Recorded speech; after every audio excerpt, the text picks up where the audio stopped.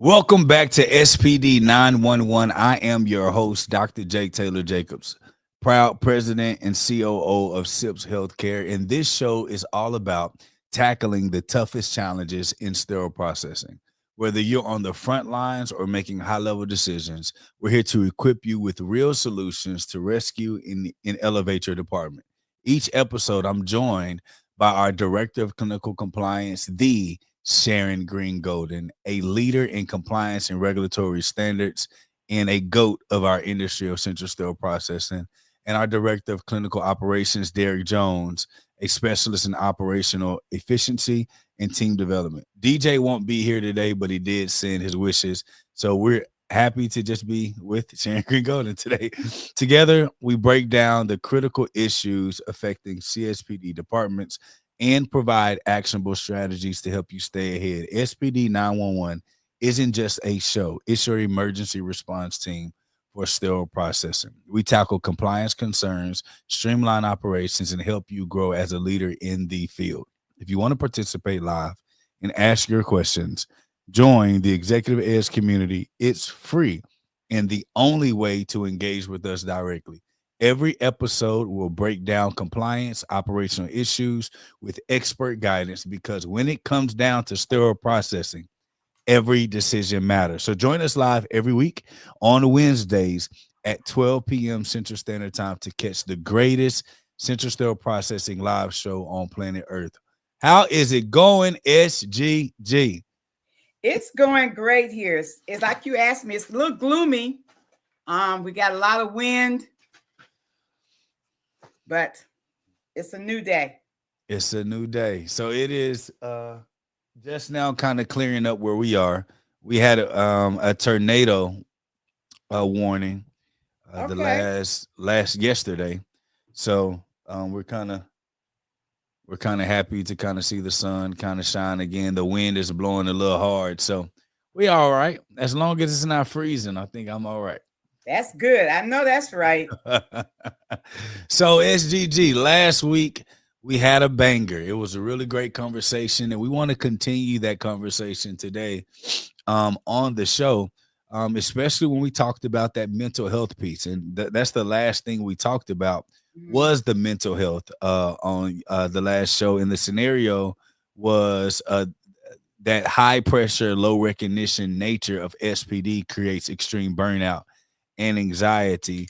And I know that you wanted to kind of touch base on it just a little bit more, or when we were ending the show, I know mental health was a big thing for you. Was there anything else before we start the segment today and go into some other topics? Were there anything else about mental health that you would like for people to, pay attention to? I think that it's important in our departments that we pay attention to our team members. Uh, Mm, I think that we have to take into consideration that with the struggles of today's lifestyles, um, having to work a lot of them more than one job, that mhm. we have to be fully aware that how they think, how they're feeling mentally, be considered and taken care of. You may have to offer a mental health day to somebody. You may have to offer a mental health week if they really are having some problems. But being cognizant of the fact that in today's world, especially here in America, uh, Mm, how we feel mentally is important. And not to kick it under the rug, not to act like it does not exist because it does. And people are hurting. So they come to work and they're hurting mentally. They yeah, have problems. yeah. And being able to uh, see that, and that was my reason for taking the mental health first aid course, was being able to see that and being willing to, as I said last week, not diagnose anybody's problem. I really don't want to know the problem, but I want you to know that I care and I'm aware and I'm willing to help you seek the necessary help that you need in order to be able to function. Because understand, Dr. Jake, if I'm not functioning mentally, Yeah, I'm not doing a good job. that's good. My mental status is warped, that does influence and affect the product that I'm putting out daily. And we deal with patients' lives unseen.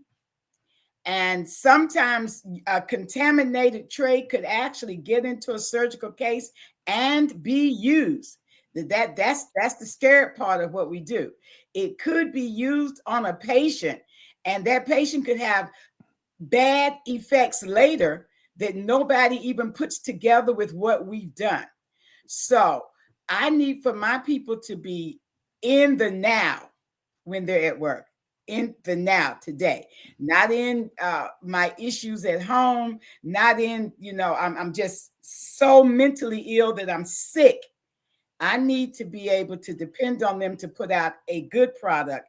And that product just happens to be that we put out trays that have met the parameters of sterilization, and we can feel sure that if it goes into that surgical case, the patient will not have a bad effect because of something we did. So how I feel mentally is important. And when you have someone that comes every day and you know how they are, you know that Golden comes in, she's smiling, she's happy. And for the last month, she doesn't even smile. You have got to step out as a leader and reach out. You can't make me do anything. But when you reach out to people and they know that you care, they act better. Mm. Let me ask you this question, SGG, because I think you've mentioned this several times before, but I don't think that we spent a lot of time and heavy emphasis on the importance of this. You as a leader, seeking more help Mhm. outside of what you've been given, certification trainings, the all the things to give you the qualifications to be in central sterile processing or even run a department. You got all of those certifications, right? Mhm. But you saying that took the extra step to Mhm. get that mental health, go through that mental health course so that you knew how to be able to guide and provide support to your team. What transpired that made you say, you know what, I need another level of training or development to better support these people that I'm leading? I was dealing with employees, Dr. Jake, that I watched change before my eyes. Mm. COVID came in, um, it rocked the world, but it rocked our departments. We were being asked to do things that technically were not in the rule book. They were not in best practice standards. I had to do research to find out if that was going to be good. I had to always Right. spend time with the C-suite. But what I found was that my team members were not faring well. Now, the first few weeks of COVID, we were okay. But by 2021, in the middle of 2021 into 2022, I Hmm. saw people who had changed. Uh, their change was not a little change; it was a big change, and I didn't know what to do. Coming in and saying, "Hey, Dr. Jake, how you feeling?" And this is your answer. I'm fine. Yeah. Okay, we go tomorrow. I come in. Hey, Dr. Jake, how you doing? You look, your eyes cross the day to me. Yeah. You say, "I'm fine." I'm fine. That's right. And then hearing things that happened in other hospitals, the hospital down in Alabama where the man came in and shot the people in the hospital and Right. things going on. I said that I'm fine is not a good answer. That's right. And so I worked for a group where they encourage us to seek out better ways to do things. And if you find a way, they will support you. And a Mm. course showed up on my computer called Mental Health Awareness. And it was a course you had to take over several weeks, several hours. And I said, maybe I need to take the course. It's not a course that makes me a mental health trainer or anything, but Right. what it does is it opens my eyes to see that, yes, something is Yeah. wrong with Dr. Something's Jake. wrong. Right. Something's wrong. And his saying he's fine is not the answer.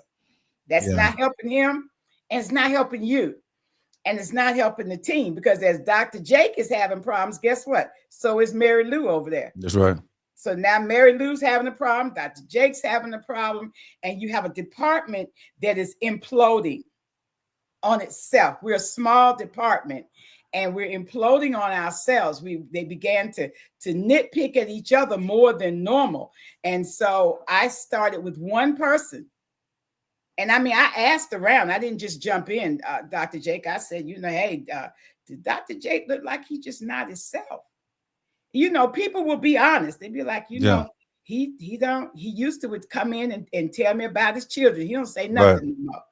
And right. I took the course, and what it did was it allows you to be a first aider, meaning you get to see, so you feel like someone isn't doing well mentally, not physically, mentally something's off. You get to offer them these choices. You get to bring them in and select them and say, hey, Dr. Jake, I know you don't want me in your business. That's okay. But I can see you're not yourself. Mm-hmm. What can I do to help you? Because I didn't want anybody coming to my department with their weapon. I didn't want anybody coming into the department gonna kill us all. I'm just saying, I'm just being real. And I felt that I had people who were on the edge. Their rope was very, very tight. And the first employee that I sent out, when she finally got herself together, she came back and said, thank you so much. She said, you just don't know. Because they don't want to tell you, because they feel like, number one, you're going to tell their business. Mm. You're going to tell their business to everybody. So you don't want to share with me. Number two, I might try to get you out of your job. That's true. We human beings. I might, what you tell me may influence me, that I'm going to human resources saying Dr. J don't need to be here no more, because Right. he's got problems. So people are very secretive about their inner lives when they have mental problems, especially because you don't know what the outcome's going to be. Right. And it And as reminds me of yes, creating. I talked about this on episode of Bread to Lead, psychological safety or mm-hmm, psychologically safe environment. So it sounds like you were focused more so on proactively ensuring that your team members didn't um, you know uh, disintegrate right in front of you. Like yes, you yes, were you were seeing them almost losing themselves, yes, personality, characteristics, their routines, and they're becoming almost a total different person. So yes, you as a leader are saying, "Hey, I know I'm not equipped enough mm-hmm, to handle this here. So let me right, find more resources so I can be a better resource to our team." And I think that says a lot, about your leadership, but it also says a lot about what we would consider a SIPS leader, somebody who is proactive in our approach of leadership and not reactive. right, And I did want us to touch on that before we moved on, because it kind of it kind of rolls right into this concept of being proactive. It's not just in the healthcare where leaders aren't naturally proactive. mm-hmm, You see a right, lot of people um, take the approach of leadership or positional leadership because of their own career pathway or accolades that they want to accomplish. So in their mind, when they started that career, they said, I'm gonna be a manager, I'm gonna be a mm-hmm, director, I'm gonna be a VP one day. And we never really take into account the true responsibilities of every position, and the levels of mastery of certain skill sets that we must master. And a lot of people miss this one skill, and it's called proactive. mm, yes, Learning how to be proactive, which takes me to this scenario where we're talking about the real cost of silent failure. So here's the scenario, SGG. mm-hmm, Unlike the OR or ICU, where mistakes are immediately visible, SPD failures are silent, but just as deadly. A contaminated instrument, an improperly sterilized scope, a missing implant might not cause an immediate catastrophe, but weeks later a patient dies from an infection. The question is, Why do hospitals tolerate reactive patient safety instead of proactive SPD improvements? And why are SPD leaders only called in after a lawsuit has been filed instead of being a part of hospital-wide preventative strategies? And I remember the last episode you talked about being buddy to buddy with infection control. What are some other things that and somebody in sterile processing can do to not be a part of this?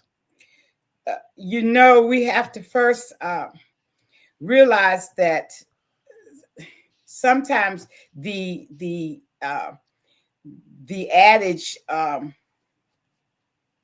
the thought process that's out there that says the squeaky wheel gets the oil is important for this department.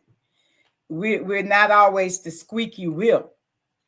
And so hospitals have had SPDs since the beginning of hospitals in some way, shape, or form. That's right. And for years, they didn't, and still yet today, but for years, they didn't even know what we did. So they had no idea the importance of the product that was being produced in this little area, right, put away in the basement. Right. So whatever happened, it never actually pointed its fingers back to SPD. That's one thing. The second thing is that I have often asked when things went wrong, why are we reactive?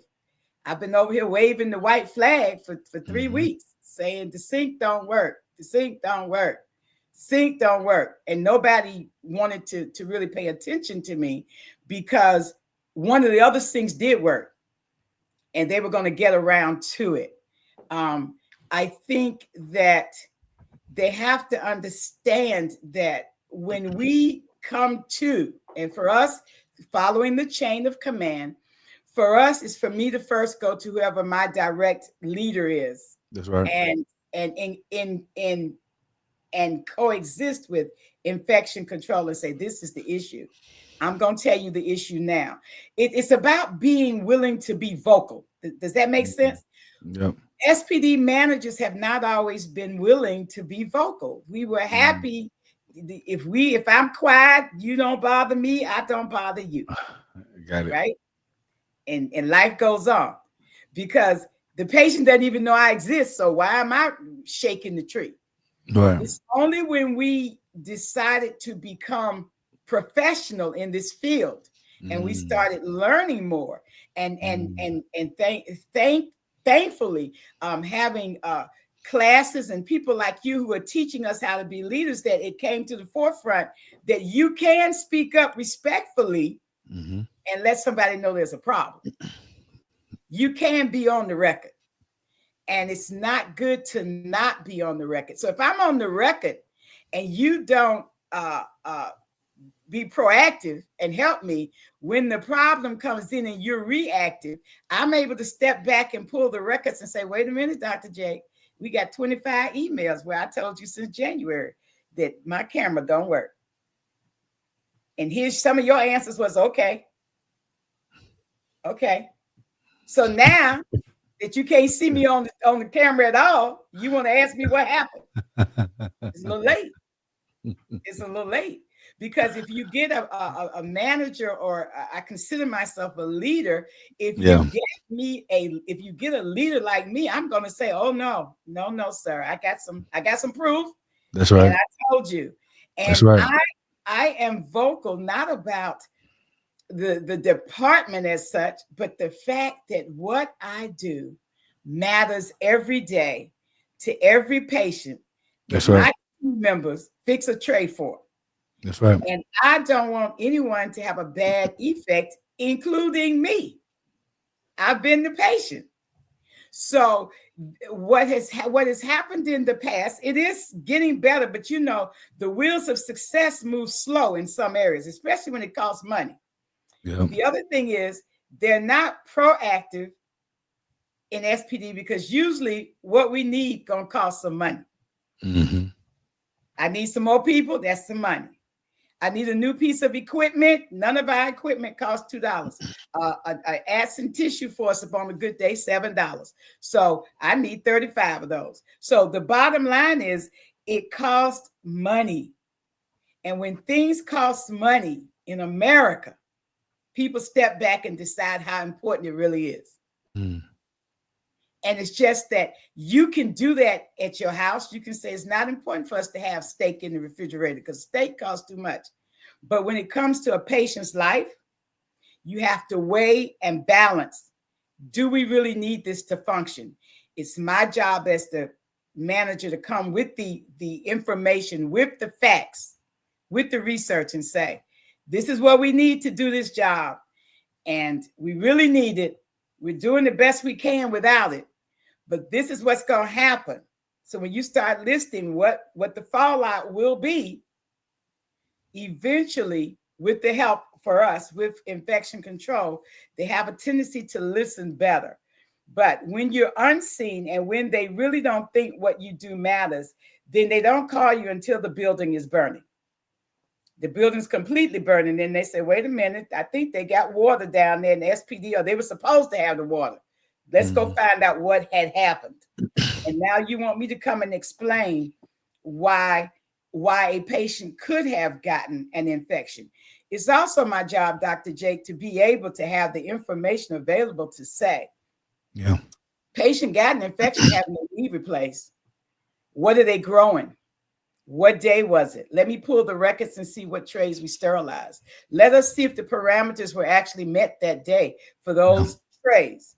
Let me see if the finger that's pointing this way truly should be pointing this way. Because we have to fix things in order to not have them happen again. Right. So I want to say on the record, all hospitals do not wait until the lawsuit is technically filed. Some of them have meetings. Infection control, number one, does their research and their investigation. The first thing they did at the hospitals that I worked with, because I sat on the infection control committee, was called SPD. We had a surgical site infection. They got that notice. They get a notice. Dr. Jenkins says we got an infection. Patient James went home. Now we got to bring them back and do an IND, which is, incision and drainage of their site. Call down the SPD, tell them the information, what day the surgery was, and let them do the research and pull the information for us for those trays that were used on that patient. Then they have what you will hear me call all the time, a sentinel event meeting, where they bring all the players into the room and we sit around and everybody has to explain their part. And that's where we discuss what could have happened, because you really don't know. Right. When it comes to infections, you really don't know unless you knew that you used a dirty tray. Mm-hmm. So it's all speculation. It's circumstantial evidence. And so now we come together and we sit there and we say, what did you do? What did your department do? So for the hospitals that do that, I say kudos, because we're part of the team and we should be at the meeting. They should not assume the patient got an infection, it was due to SPD. They should not assume that. But by the same token, they should be willing to do the research and the investigation to determine what happened so that we can fix it. If it was SPD, if it was OR, we can fix it so that our next customer, our next patient does not have a bad outcome. So I think that to SPD managers, those that are already directors and leaders, you have to know, you have to be willing to speak up. You have to be willing to do the investigation. You have to have the information there for the investigation. You have to sit on the committees so that you can have input before there's what I call a sentinel event, before patient Jones gets an infection. Yeah. I like that theory. I actually got a couple of ways that we can go with it. Okay. Just as far as added value, but what it brings me to, SGG, is understanding that we live in a world where nearly 90+%, which is a made up percentage, but around 90+% people, I believe, personally are reactive in nature. Mm. We're reactive with our health. We're Hmm. reactive with our finances. We're reactive in our love life. Mm. We're reactive in intimacy. We're reactive in empathy. We're reactive in grace given. We're reactive in providing someone the benefit of the doubt, where we typically only give benefit of the doubt if it was given to us first. We're Oh, reactive of trust. There's so many things that we're reactive of at nature, that to imagine that in my workplace now everyone's going to be proactive is unrealistic for anyone to yes. think, Yes.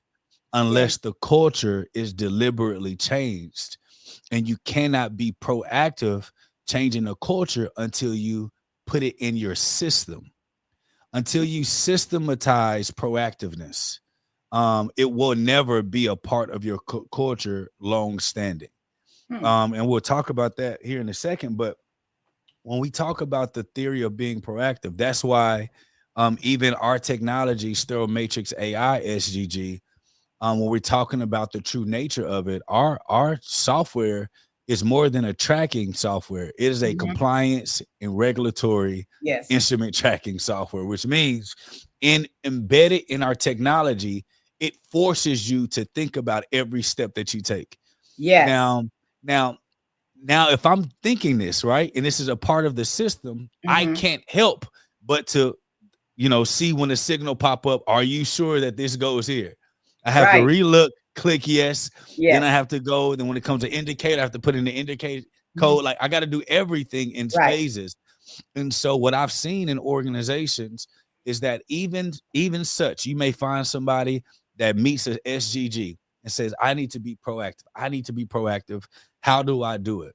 Well, you can go and yell to the mountaintops, but until you find a way as a leader to make sure that you build a proactive model or proactive habits within your organization, you won't see it.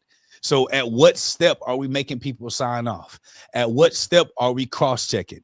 Does every phase have a quality text, quality assurance text? Where are your QA texts?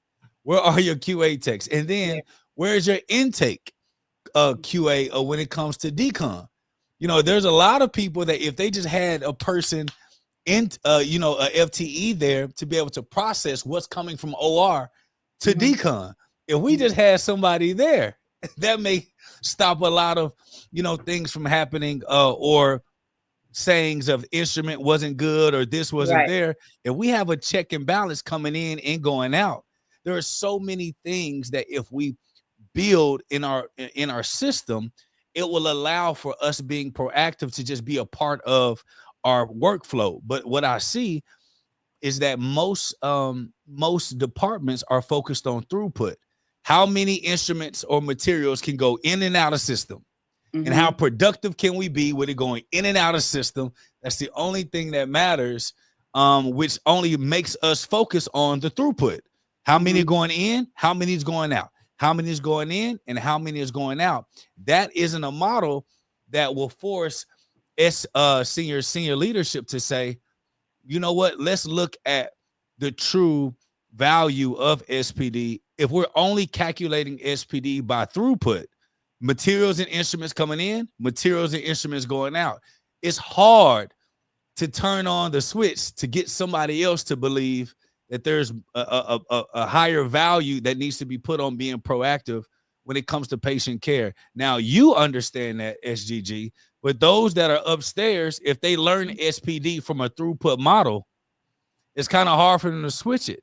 And so, which takes me to this question: what did you do to get your C-suite to stop looking at your departments as a throughput model? Instruments in, instruments and materials out. That's productivity. What did you do to get them to start seeing how closely tied to patient safety and how closely tied to profitability SPD truly is, to make them want to listen to some of the recommendations that you had? Um, Early on, once I got into leadership status, one of the things I did was started to lay the groundwork within the hierarchy of the hospital as to who we were. Do you know, we'd have meetings, and if I got invited to the table, that's the key there. Invited to the table, I didn't just go to the table and sit quietly. I laid the groundwork for Dr. Jake. Have you ever been to sterile processing? I'm Miss Golden from sterile processing. Yeah. I know. Have you ever been to sterile processing? Do you have any idea, other than we're doing instruments, what we're really doing? Effectively and respectfully, I at hospitals, because I understand for years, I've been doing this for 30 or more years. For years, we were not on the infection control committee at all. It was only after some studies and going to some meetings and learning that I should be talking to infection control that I went and said, hello, infection control, I'm Miss Golden down in sterile processing. Have you been to sterile processing? Do you know what we're doing? I'm giving you a report every month that I can make it say what I want it to say. Yeah. Do you know if I'm telling you the truth? So creating awareness before asking was a big thing for you. Okay. Yes. And I call that laying the groundwork for what's going on. I had a scenario at a hospital that eventually was bought and built brand new somewhere else, where we didn't have a cart washer to wash the carts. And we were literally washing them by hand. And you'd have to wash it, the whole cart, and then you have to dry it, Dr. Jake. Drying required that you be on your knees to dry the inside of a cart. So, most of our people in SPD are women. Yeah. And we didn't understand, I didn't understand why am I on my knees every day, bending into a cart to dry it. And we had asked, it was on the budget. They were going to get a cart washer one day, kind of like Jesus is coming back. And so we were sitting there waiting for the crack in the sky. It didn't happen. And I had 2 employees that became pregnant. And couldn't get on their knees. They can't get down on their knees. That's right. In the cart. So I waited, talking about laying the groundwork. SPD week came up, which they really didn't celebrate, but we celebrated. And I asked the hospital C-suite, could we celebrate and could we do a program called Walk a Mile in My Shoes? Oh, okay. They were like, okay, just for 1 week. They were like, okay. So we set up stations for people to come in, get dressed out, come through SPD. But I went to the vice president who was over SPD and said, would you come walk a mile today in the cart section? And he was like, okay. He was a young man. Okay. Yeah. Kind of like you, Dr. J. Okay. Yeah. So he bopped on down there and put on his little outfit, and we let him wash the cart. Wash the cart was not necessarily the hard part. Yeah. So after he washed the cart, we said, now after we wash it and we tilt it and we let the water drain out, then we roll it to this section and you have to physically dry it. He was like, okay. So he was drying the cart, wiping it down. And what we would do, what I did, is he'd wipe it down. He said, okay, this cart's dry. And I'd walk by and hit the top of it. Bam. And all the water would come out of corners. And he'd have to get back down and dry it again. And I walked by, I said, that one ready, sir? He said, yes, it's ready. I hit it again. Bam. Bam. And water so about the 3rd time, he looked at me and said, what is going on? I said, well, sir, because water holds in these corners, we really can't dry it. Oh. And we're down here on our knees. You're on your knees, sir. We're down on our knees all day. You're doing 35, 40 cases a day. We need a cart washer, sir. Yeah. We can't take it. We all getting ready to go to workman's comp, and my back hurt because I help, and I got 2 pregnant ladies. They no longer, so it's only 5 of us doing carts. Can you help us, please? Can you help us? I know it's in the budget, sir. It's been in the budget for about 7 years. Can you all help us? And when he got finished, now I will tell you, young man, he's gone a long way and is a leader in hospitals, but he helped us all day. He didn't leave. He stayed. But I want you Wow. to know something. When he left that day, I want you to he know he got some understanding, didn't he? that when the budget came around at the end of the year, we had a cart washer. We had a cart washer. That's And to right. this day, people will say, Miss Golden, how did y'all get the cart washer? Because I was trying to get it. Listen, you have to learn to deal with people where they are if they're willing to hear. Okay. Okay. If they're willing Okay. to hear. So it looked to me one. There's a couple of lessons that there's a couple of lessons. Um, there's a couple of lessons that I pulled from here, Mm-hmm. and I hope you all that are listening are catching the nuggets. She said the first thing she mentioned was in order to create this change from a space that you're in. She said the first thing that she focuses on through her conversation was awareness. Mm-hmm. Right? She wants to create Yes. awareness before the ask. And a lot of people make the mistake of asking before gaining awareness. Mm-hmm. And this takes me to, and I'm going to make the a business comparison in a second. So she made someone aware before the ask. Now, after making everyone aware before the ask, then she identified who she could bring to her department and ask herself so that she can educate through demonstration. So she identified who her target audience was. And her target wasn't everybody, it Right. was the VP Yes. of SPD, VP of Surgical Services. She knew Yes. if I can get this VP to understand my pain, I don't have to say anything else because they're going to advocate on behalf of me. They're going to go get the That's money, right. right? And then the third thing she did was the first thing was awareness. The second thing she found who her target audience was. She found her audience. Who do I need to speak to regularly? And then the third thing she did, in case you guys didn't see it, she educated through demonstration. Mm-hmm. Okay, and a lot of times what leaders do when trying to create change, we educate by talking. Yes. And if you understand most people's learning style, there's not too many people that can take the information that you give them, never being in your seats, your foot, your shoes before, or in your position, and completely understand your pain, your point, your perspective in that Yes. moment. Most people have to walk a mile in your shoes. So what she Yes. did was she created awareness. She found the audience that she wanted. She created a product by way, walk a mile in my shoes, that she could now start a campaign to get people to see what her problems were through demonstration. And through that, she created change that happened later on down the road when the budget opened up. There's a Yes. few things, there's so many nuggets to take from here, SGG, because on the business side, that's exactly what we would tell somebody. We Mm-hmm. would tell them before you ask for someone to purchase something from you, create awareness.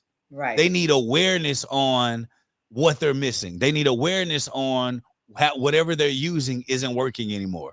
We need awareness on, so when you see commercials and campaigns from businesses Mm-hmm. that attract you, it's always a campaign to highlight something that you may not be aware that you're missing.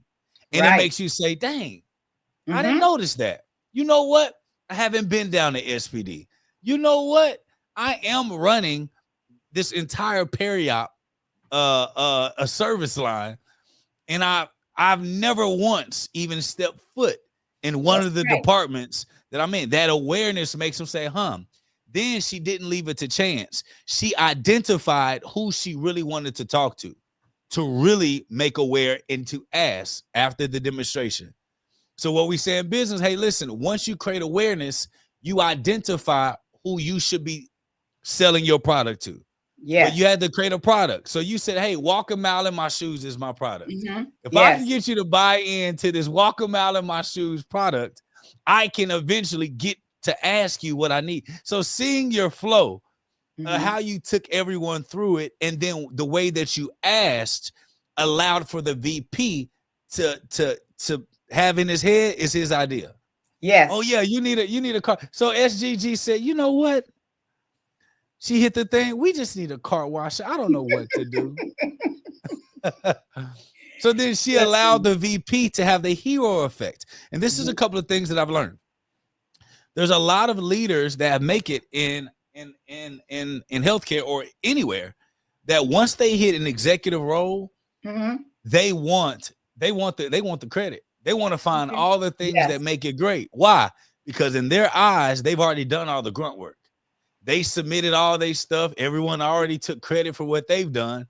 So now it's their turn. So what you did was absolutely genius. And if any of you did not get those nuggets, I am sorry. She literally walked down exactly how to get attention to the things that you need without petitioning, without lobbying, without yelling, without crying. Just a simple, easy way. Create the awareness, find your audience, create a campaign that makes everyone pay attention to what you have going on.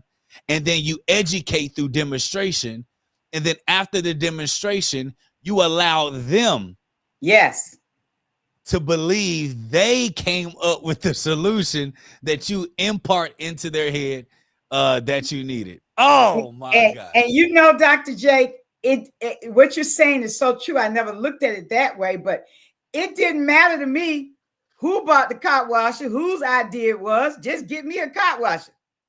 And so I learned at that point, Dr. Jake, that my job, part of my job as a manager, is to manage the people, manage the processes, and to make the people who are over me look good by any means necessary. That's right. That's right. Okay, because when he got the cart washer and the team was happy and the OR was happy because they wasn't getting carts up there sometimes with water inside dripping on something, everybody won. And that particular hospital started, we actually started every year for everybody's week, they did a walk a mile in my shoe. It's like, what you mean you need to walk a mile in your shoe in the lab? They're like, we need you to come see what we're doing in the lab. We need you to come see what we're doing in materials management. That's right. So everybody decided, you know what? This is a good thing to do. Because as you say, Dr. J, I didn't have to sit there and yell nothing. All I did was hit the cart every time he thought he was finished and say, you still got water, sir? You still got water, sir. You know.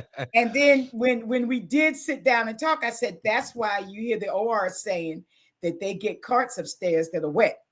And he understood. Right there. Now you connected it to him. Now you connected. That's right. Because you cannot connect until they get context. You know, and listen, this is and what it does to you all who are managers and directors is, as Dr. Jake says, you learn as you go, as you get knowledge, you grow. What happened was I learned that they had what is called an emergency fund in the hospital. That when things get really, really, really, really tight, they can get whatever they want because they have that contingency plan, that fund back there. And so even though it had been in the budget year after year after year, and nobody thought it was important, when he went back upstairs to the C-suite members that he was a part of and said, listen, I've been down in SPD all day long on my knees trying to drive myself. That's right. That's right. And I can't drive. And I'm intelligent. I got 5 degrees. I got all of this. And the cart was still wet. Every time Miss Greene-Golden came by and hit it, some more water fell out. So what they're saying is, number one, relevant. That's right. They need a cart washer. And let's see what we can do to get one. Because we need for them to be able to focus, not so much on their knees drying carts, but if they're on their knees drying carts all day, they're not putting trays together. So now we understand why the other problem is there. They say the SPD can't get all the trays done. That's because we down on our knees drying the cart to put the process tray in later. That's right. So it works. And it wasn't that, like you said, it wasn't me being mean, being brash. It wasn't me being, for lack of terms, angry Black woman, because I was Black in that situation. It was me just saying, I just want you to see what I'm doing and why, bam, on the cart, I think we need a cart washer. You know, I could be wrong, sir. I could be wrong. And I think it's beautiful because even if we break down humanity, when you pull back the layers of Mm-hmm. someone's life, it truly makes you look at them not by their color, not by their demographic, not by their religion, not by their culture. It makes you look at when I'm embraced in somebody's real reality and Mm-hmm. I'm forced to have to live like them in that moment or act like them or work like them. It Mm-hmm. brings about a space of humility. And if I were to say, um, the organizations that get it right, their leaders have a clear pulse on humbleness and humility and empathy for every human being that's in that organization. Yes. Yes. They hurt when you hurt. Now Yes. they may can't get the funding or they may can't give you the raise, but they Mm-hmm. 1000% understand your disposition. And then Yes. in the organizations that struggle, those organizations, you typically have leaders who lack empathy and true understanding of people's position. Oddly, because a lot of them were never in any of those positions. Mm-hmm. So they don't have a connecting point. Mm-hmm. Or two, if they were, they were in a total different situation that doesn't allow for them to see yours because they may have been brought up right, or they were Mm-hmm. trained in a great facility, or they had Mm-hmm. all the top equipment. But when you find those leaders that Mm-hmm. literally had nothing and came Yes. up like they came from gas chambers down there in SPD, okay, those are typically the leaders. They may be tough, but they have a lot of empathy when it comes to what you're dealing with and what you're going through because they've been there before. It brings me to this. SGG, I hear you. I do. I do. But my manager doesn't think like this.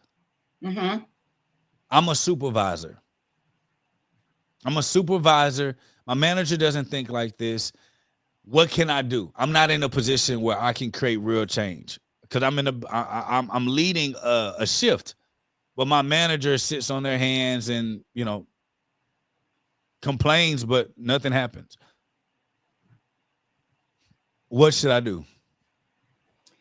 Uh, when it comes to when you understand who you work for, which is the patient, when you understand the assignment, then it is your I use this big word, Dr. J, your fiduciary responsibility to get it right by any means necessary. So you got a manager that don't care. I have some people say my manager stay in the office all day. They don't even come out and see what we're doing. Okay. Well, what are you doing? Well, I'm doing things not necessarily correct. And I know it. And I've tried to talk to them and they don't have their listening ears on. They have their ears on where they hear, but not hear to listen. They hear to respond. Therefore, they really don't hear me. Then you have to do your due diligence within what you have control over. Understand, I can only control what I can control. And we said it last week. If you're doing something that is totally wrong, that can harm somebody, you cannot sit back and act like you don't see. So there's at hospitals, I'm going to say at all hospitals, there's a 1-800 compliance number. You have got to be willing to report. Now, this is a little different than whistle blowing. You have to be willing to report, but you only report, Dr. J, when you followed the chain All of of the command. protocol. Yep. So there's a chain of command. The chain of command for me, if I remember correctly, at that particular hospital was um, the manager, that's me. Then it was the director. Then from the director, it was the VP. There's a branch off of director to infection control. So you could go to infection control. There's a branch off of that says surgical operating center, which is the meeting where you go every month and sit with all the physicians, all the players for peri-op sit together, where you can come in and they actually ask questions. What is going on? Now you have to decide respectfully and tactfully how you're going to say, do you all realize that we're washing instruments with no soap? You cast that line following the chain of command. Now, I already told the director we don't have no soap. Director say he looking for it. We're trying to do the best we can. We're borrowing soap because understand something, Dr. Jake. In SPD, people will try to get it done. So as the manager, I have called over to Hospital B and borrowed some soap, some cleaning agent. Let me say cleaning agent. I borrowed cleaning agent, and we're doing the best we can, but we need to get some of our own and repay people. What do? I can't sit there and wait till we are completely out of cleaning agent. That's right. So I've got to go tell somebody, and somebody that can do something. So I went to my director. Director looked at me and said, I don't know what we gonna do. We went to materials management. They trying to procure some, but somebody's got to be willing to go the next step up. And what happens is people are fearful of leadership. I don't want to be the one that told the vice president. And the director doesn't want me to be the one that told the vice president, because that's what they should have done. So now I've got to sit back and with reverse psychology, help that director understand between he and I, or she and I, that we as a team, I'm going because I have done the investigation and I have the facts. And he or she is going because they're running that area. And we're going to the VP to say, listen, we cannot function next week without any cleaning agent. And we don't have any. And Hospital B isn't loaning us anymore because they've already loaned us, sir or ma'am, as much as they can. And we want to be on the record. And now the ball is in your court. Right. And I'm leaving the meeting, going back to SPD, trying to do the best I can. Because the one thing I consistently say to anybody that I'm dealing with about anything in SPD is that we work for the patient. If we don't have patients in hospitals, we don't make money. And so if the patients don't come because they got word of mouth that we're not doing things right, they're not going to come. And in this day and age with social media, all I got to do is get a friend to get on social media and say, they killing people over at Joe Blow's hospital. Yep. Pass it on. And eventually it gets out. Here where I live now, they have something called Wavy TV 10 on your side. You call to put a little note into them and say, I think they're killing people at Joe Blow's hospital. They're not washing the instruments with cleaning agent. You know what that TV station does? They do some investigation, do some research, and next thing you know, they coming out to see what had happened. No hospital wants to be in the news for that. So when you make people, and you say it very plainly within your leadership teachings, you've got to let people know what they don't know. And you have to be sure that you made them aware of what they didn't know. Right. Because they will say, I didn't know. Yep. And not knowing doesn't absolve you from the law. And a lot of people, ignorance is not a defense. That's right. And a lot of people believe that ignorance is a defense. Like if you stay ignorant, that you're able to absolve yourself. And the truth is, no, it doesn't. It doesn't work. Willful ignorance is actually the worst kind of ignorance, where there's a problem, but you're choosing not to go down there to do it. And so there are a lot of leaders, SGG, that are uncomfortable with coming down there, or they're uncomfortable with having certain conversations because they know that they don't know SPD. Right. They know they don't know the language. And so they'll keep their doors shut or won't even communicate or act extremely busy. But these are the things that create what they call the proverbial red tape. It's red tape to red people that are unknown, unsure, or scared to bring up something that they don't know, that they're unsure and scared about, to bring up something that they don't know, unsure and scared about, to leadership, because they're technically supposed to know, because we put you in that position. So you're supposed to know. And so when it comes to that, what I always am a believer of, transparency is the highest form of accountability. If in the organization, I can't be in an organization where we can hold ourselves to be transparent, I'm not going to diminish my integrity in my profession that I believe in for anybody that doesn't want to be transparent about the problems that we're currently having within our organization. And Yes. and with that, what I would say is you actually said something that's a beautiful gem. And I promise you, it's probably worked more than 85% of the time that in turning around organizations, when we start to get people to see like this, it changes a lot of things. One, a lot of people don't take into account how scared your upline actually is. Mm. Two, a lot of people don't take into account what personal problems your upline may be dealing with, that they're scared to say something because if they lose their job, their Mhm. family doesn't have any income. Mm. Their child needs benefits because they have a child that you don't know about that has an ailment. So Mhm. they can't afford to speak up too much or cause any stir or any problems without all of the facts or without knowing that you have their back. So here it Mhm. takes me to number 3, which is why what SGG said was absolutely gold. Gold. You have to be the type of partner that is okay with your upline winning on behalf of your efforts. It's called Mhm. a team. Yes. When you're in an organization that you're participating in, it is you're a part of a team. No Mhm. different than if you want to say, hey, I'm going to go start my own company. I'm gonna do Mhm. my own thing. Everyone in your organization that you start, guess who gets the credit? You're going to be the one on Forbes, aren't you? You're going to Yes. be the one on Entrepreneur Magazine. They're going to Yes. call you the greatest entrepreneur that ever existed if your company does amazing, right? Right. That means that what? You get the credit for what your team is doing. So the same thing happens within organizations. You have to be so committed at the right thing getting done for the patients that you don't care about your name being told in a newspaper. Mhm. You have Mhm. to. Why? Because we all pay our dues on the journey to leadership.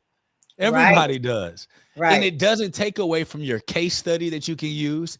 It doesn't take away from the fact that you can have a receipt of the trail of communication that you have Mhm. with your upline to be able to prove that you were a part of that change at that facility. It doesn't take away from the experience that you can pull away of when you saw something, how you acted on it so that you can teach it.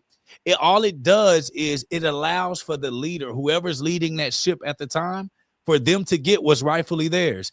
Inside of their organization that they were leading, there was a change, a problem that was found, a solution that is given, a change that was made for the better, and they can get the credit for it.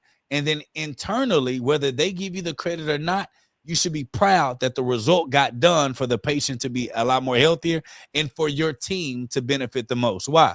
Because the people that you're in the trenches with every day won't forget it was you. Right. I told the director, several directors over the years, but I remember going into the office with one with the door shut. And I said to this director, I said, listen, I said, I know that you really don't know what we got going on in SPD. And sometimes I say things and you look at me like, what is she talking about? That's right. I said, understand this. I'm willing to share with you any knowledge I have so that you can be aware, so that you have the verbiage you need to fight the battle. And understand this, I got your back. And if I have your back, you look good, Come on. we look good. Come on. Come on. So when And you what look and what did good, that director do? she smiled and she was like, Yeah, come okay. on. She's Okay, like, let's go. okay. Because she knew one thing. If Greene-Golden said, we need a boroscope, Greene-Golden's done the research. Yep. Greene-Golden's got the facts. Yep. Greene-Golden has got some information. Yep. And if we have to go to a court, Greene-Golden will be there with everything you need to send Everything you the case. need to make So sure I that can stand up here that's at this right. meeting and say, please let us get a boroscope Yeah. because Greene-Golden said it. Now, I want to say to managers out there, this didn't happen to me overnight. Talk Dr. about it. Dr. Jake teaches leading concepts and how to lead. I had to learn. I didn't have a Dr. Jake. I had to learn this falling and we fall down and we get up. We fall down and we get up. So I did a lot of falling over 40 years Yeah, of yeah. leading and learning. And I learned from my mistakes. Now, a good leader learns from their mistakes. I don't have to take the class twice. I only, I try to make an A the first time, But if I don't, I'm only going to take it one more time and I'm That's going to right. pass. So the That's right. bottom line is I had to learn from mistakes. I want you all to know what you see now of SGG was not the SGG from 1982. That's good. This is the SGG now that has been up many mountains and fallen back down. But I was willing to take those experiences and turn them into positivity in how to lead people and how to help my profession. And I'm just saying, you have to be willing to go out on the limb. Yep. Dr. Jake asked me about that mental health class. I took that on my own. Nobody told me to take it. Nobody advised me to take it. I decided for my people as a manager, they would benefit from having a manager that wasn't just coming around telling me, how you doing, Dr. Jake? And when you say fine, keep moving. When the director said, Miss Golden, how are things in SPD? And your answer is always fine. You know it's not fine. That's right. But you don't want to rock the boat. So it's being able to rock the boat, but don't tip it over. That's right. It's okay for the boat to rock. Boats were meant to rock. That's right. But they weren't meant to technically go over. So I've learned how to rock the boat respectfully. And I will say that always respectfully and with integrity. And I've always made everybody aware. I have what I consider great integrity and it will not be compromised. So I'm willing to tell you 1 and 1 is 2. And if you don't want to go with it, okay. But I'm also willing to tell the world I told you 1 and 1 was 2. And that's just the truth. Just the truth. And so I before we move on and finish, I did want to say a lot of you are struggling because you want your leaders to think unselfishly when you think selfishly for yourself. The moment that I've never met a leader, me personally, that when they knew you had their back, they didn't say, okay, what you need. It's always their lack of trust in you, your ability, or the person or the position, or maybe past people that have been in that position. They don't know how long you're going to be there. Turnover is extremely heavy in that position. Yes. So if you're newer to a position or you're newer to leadership and your upline isn't listening, you also have to take into account how many leaders have been in this position in the last 6 years. Because if they've seen a lot of high turnover in that position, they know you're not going to stay long enough to see if your idea works or doesn't work. Okay. You're going to leave just like everyone else. But if they see that you have a vested interest to seeing whatever you propose sent through, they know that if they say yes to something and they follow it all the way through, that you're going to be there to have their back. There's not too many people and leaders that I've personally met that have not been willing to go through a brick wall for you if they feel like you will do the same thing for them. And it has to be symbiotic in that. And this takes me to what our summit is going to be about this weekend. If you are interested in a free leadership summit, some of the summits that we've been doing all over the country with HSPA chapters all over the country, helping them restart their chapters, leading with the summits and creating those leadership symposiums. We're having a virtual one live and it's free and it's going to be 4 hours. Imagine amazing training for 4 hours right from your home. You can be in your pajamas getting better. It's going to be a great chance for you to do great things. And not only that, we're teaching you how to lead without limits. It's called Leading Without Limits. So if you go to sipshealthcare.com/class, sipshealthcare.com/class, you can register for free for our leadership summit that is coming up this weekend. And it's entitled Leading Without Limits. And what today, SGG, she gave some of the best blueprints on how to lead without limits. If you feel like they're not listening directly, there's a reason why they're not listening. Maybe they can't comprehend you. Maybe it's not 2 and 2 is not making 4 for them. Maybe they're seeing a cart washer as something that's, we know you need it, but We don't think you need it. So Mhm. you have to create ways to get them to see your point of view in ways that they can handle it. And another thing you have to take into account is people's communication styles. A lot of people have trauma dealing with people that are loud. A lot of people have trauma dealing with people who have microaggressions. A lot of people have trauma dealing with people who are passive aggressive. A lot of people have trauma with people who are extremely intelligent because they were made fun of their entire life by extremely intelligent people. So also that awareness piece that she talked about, a lot of it has to do with you becoming aware of who you're talking to and learning how to use your language to fit what their ears are used to listening to, which Mhm. does cater to you to have to become multilingual in not just languages, but how people receive what you're saying. And the better leader you become, the better you understand that you have to learn how to speak in a multitude of different dialects, even though you're still speaking Spanish. I mean, Mhm. English. So you can still speak English and speak different dialects of English. You Yes. just have to learn the cadence of who you're talking to in order to truly get the response that you're looking for from that person. So before we end this SGG, you know we do it talking to that one person. If you were to talk to that one person about leading without limits, what is one thing that you will give that person, or two things that you will give someone who is trying to learn how to lead without limits? Uh, if you're trying to learn to lead without limits, the first thing I think you have to do is to understand what your leadership style is. You have to know that. It says that somewhere we learn, know thyself. What is your leadership style? Are you truly a leader? I think we have lots of people um, that are leading that are not leaders. Now, what I have learned over time is that you can be taught to lead, but you have to first know thyself. I think that's very important.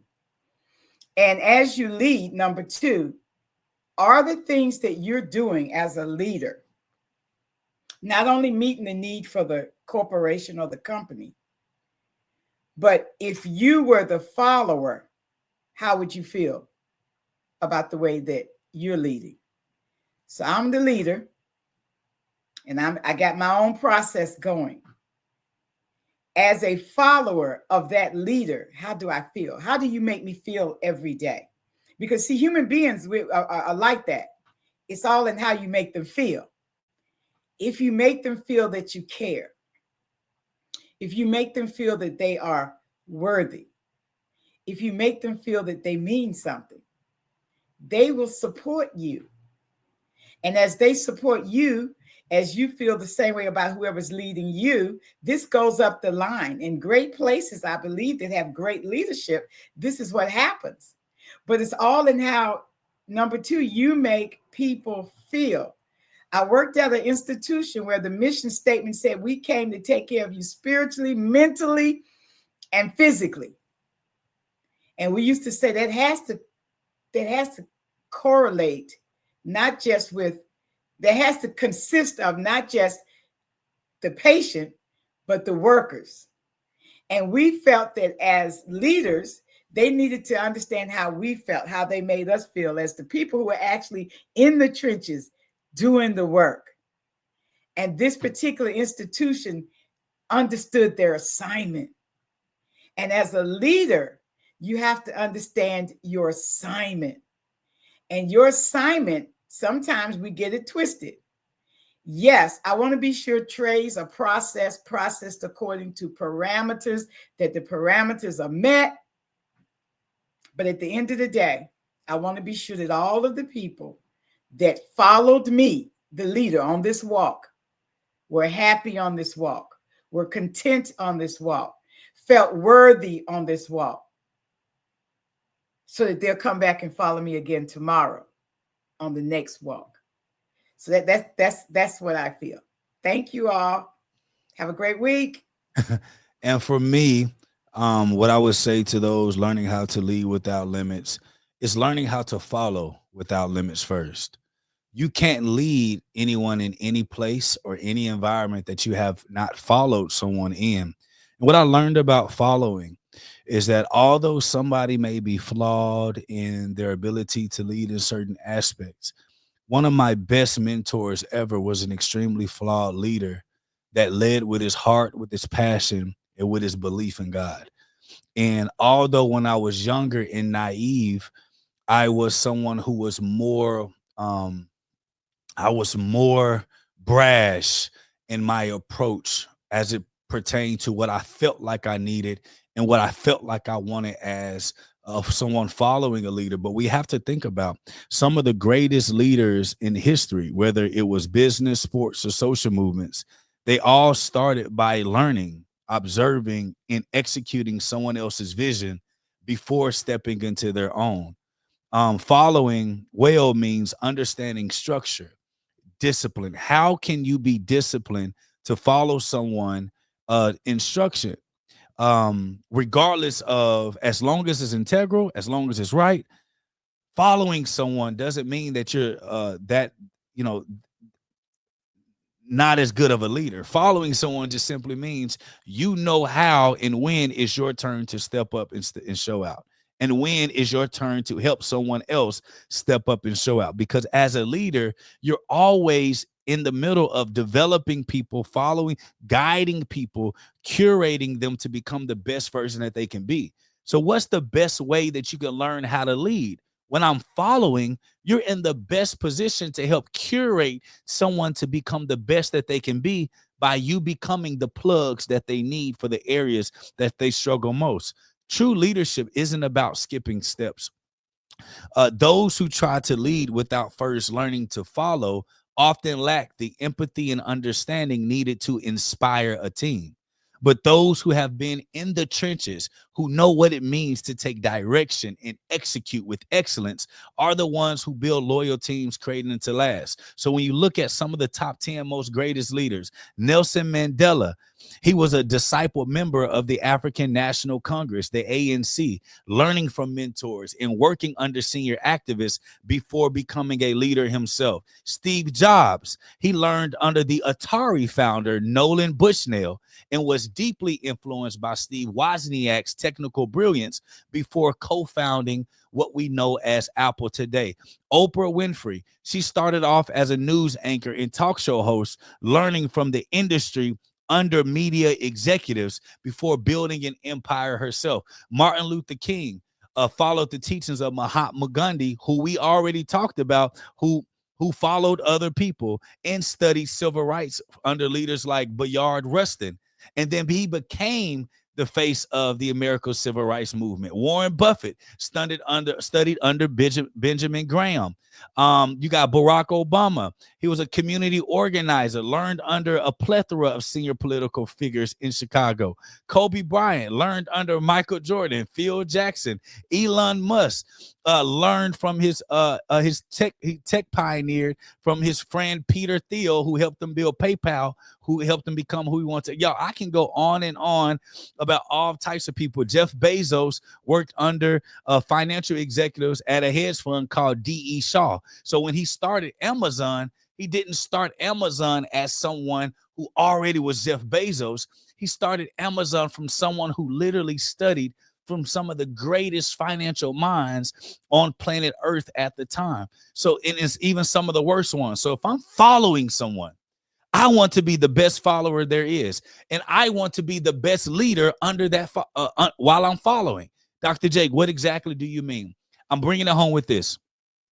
If you can't make your leader look great while you're following them, you will never make your team look great while they're following you. It's impossible. But if I could bite my pride to make someone else look great, what you're going to realize is that as a leader, a true leader, you bite your pride to shine light on your team, even if they're underperforming.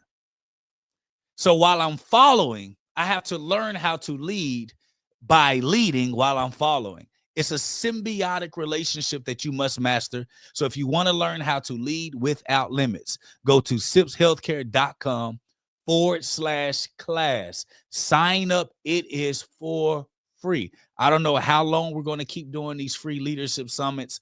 As long as you keep showing up, we'll keep providing we'll keep providing these summits until we can't do it anymore. So sipshealthcare.com/class, and understand that leading without limits also means mastering the art of following without limits, because this is a symbiotic relationship to do both. You want to be a great leader, you have to first be a great follower. That's the math. This is SPD 911. You can listen to this episode playback on our Bread to Lead podcast on Apple Music. If you go to Apple Podcasts, look up Bread to Lead podcast, you're going to see this video. In all of our live videos, after a certain amount of time, our media team, Ignacio, he takes the video down and he's putting it inside of our SPD 911 community. So go to SPD911.com, join our Executive Edge free community to get access to these live shows that we do in playback if you want to watch the video. Other than that, we love you, and there is absolutely nothing you can do about it. Peace. We'll see you next week.